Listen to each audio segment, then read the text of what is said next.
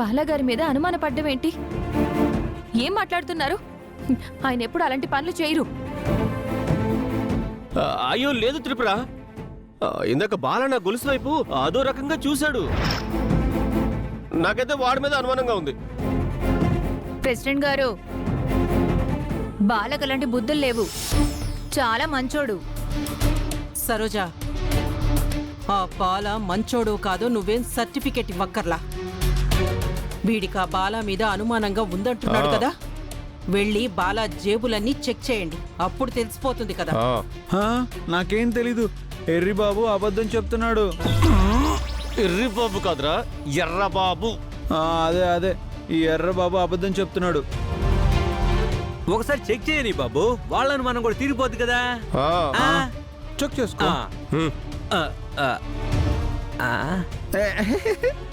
కథలకు బాలా.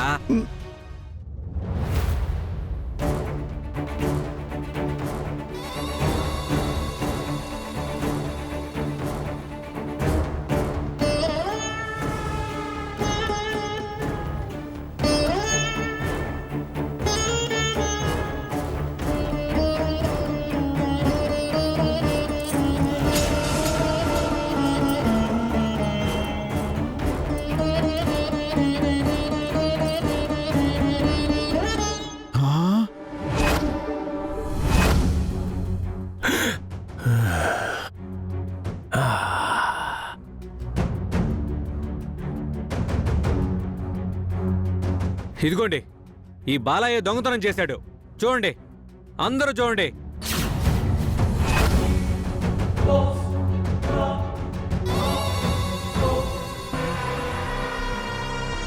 అయ్యా, ఇదిగోండి అయ్యా మీ చేను. నువ్వు దొంగతనం చేయకపోతే ఈ గొలుసుని జేబులోకి ఎలా వచ్చింది? నాకేం తెలీదు, నేను దొంగతనం చేయలేదు. సుందరి, నాకేం తెలియదు సుందరి. బాలాగారు నిజంగా అలాంటి పనులు చేయరండి. ఆయన అమాయకుడు. ఆయన ఎంత అమాయకుడో మాకు ఈ రోజే తెలిసిపోయింది. ఏంటిది ఏంటిది? మన ఊళ్ళో దొంగతనం జరగడం ఏంటి?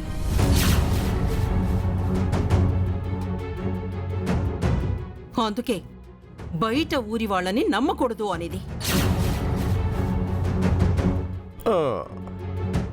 పెంచలవ్వే వీళ్ళని చేరదీసింది.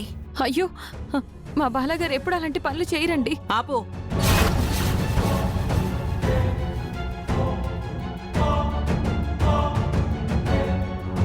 చెయ్యకుండానే తన జేబులోకి ఎర్రబాబు గొలుసు ఎలా వచ్చింది?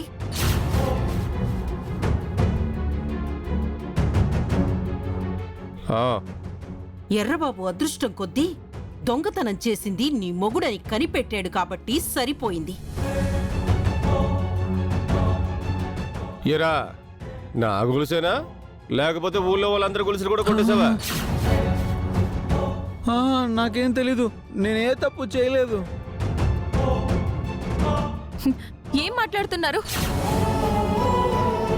నా భర్త ఎప్పుడు అలాంటి పనులు చేయడు.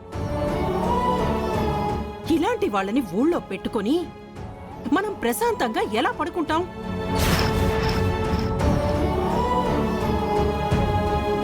వెంటనే ఇవాళ మీద పంచాయతీ పెట్టాల్సిందే.